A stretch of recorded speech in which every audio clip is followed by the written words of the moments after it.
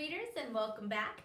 We are finishing up our learning target this week of I Can Find Kindness in Narratives. This week we've been reading storybooks or narratives that show examples of how people can be kind or nice to each other. And this week we've been jotting down our ideas in our little mini kindness notebooks. We've been putting down examples of kindness that we see in these stories. So we call this kind of story a narrative, or this kind of book a narrative because it tells a story. Do all books tell stories? No. This book is called Looking for Patterns. And in this book, you see lots of different examples of where we can find patterns all around us. That is not a story. This is actually a math book. But our book today is a narrative. It's one that I hope you like. It's called David's Drawings.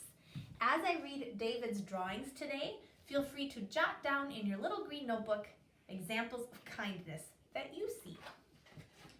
David's Drawings. The story and the pictures are by Catherine Falwell. And here we have our setting. It's wintertime in a neighborhood. One gray winter day, David saw a beautiful tree.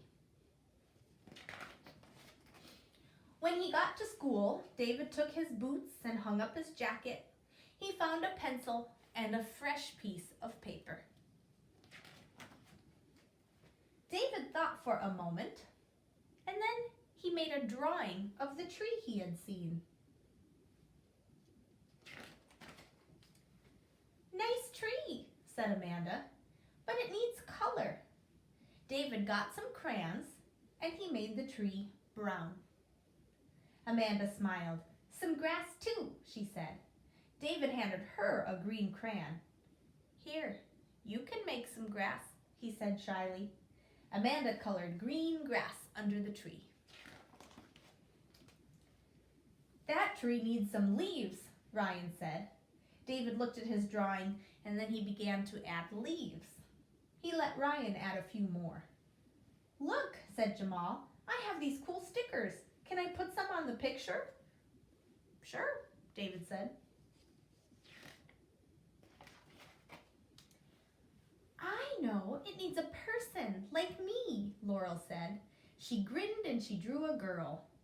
"It needs a boy too," said Carlos. "Okay," said David, and Carlos drew a boy with an orange shirt. Kira quickly added a row of fluffy clouds. Brandon drew a cat and a dog. Thea added a smiling turtle. "Birds would look nice," said Lee May. She drew two flying in the sky. "It needs a rainbow too," said Rosie. She set to work with a fistful of colors. The bell rang for class to begin. "That was fun," said Ryan. "We made a great picture," said Kira. "See you at recess, David?" asked Amanda. "Sure," David agreed. At the end of the day, David looked at the picture again.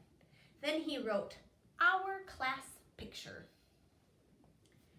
He wrote it neatly on the bottom, and he hung it on the bulletin board. David walked home from school, and on the way, he saw his beautiful tree. When he got home, David took off his boots and hung up his jacket. He found a pencil and a fresh piece of paper, and David thought for a moment, and then he made a drawing of the tree he had seen. David's sister came over to the table. "Hey, nice drawing," she said, "but it needs something." David looked up. His sister smiled. "It needs to hang on your wall." "I think so too," David said.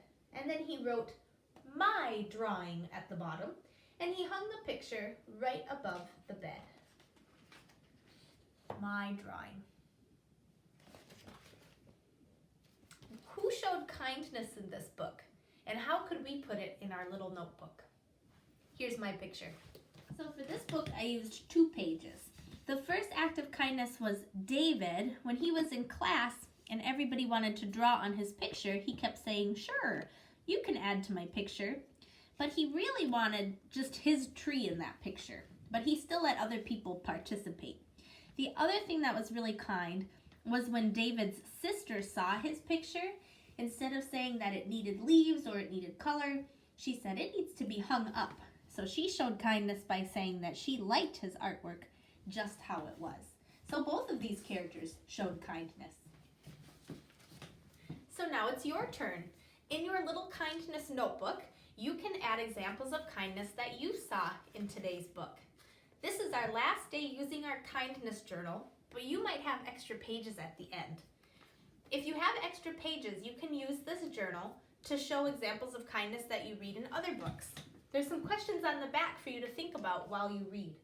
It says, what do books teach us about the importance of being kind? Where do we see kindness in our world? And how can we be kind? Those are questions that you can think about to complete the rest of the book if you want to. You did a great job learning about kindness this week and showing your work in your kindness notebook. When you are done drawing your example of kindness from today's book, David's Drawings, you can head over to the Independent Reading Strategies video to start your reading time. Great job, learners! Goodbye!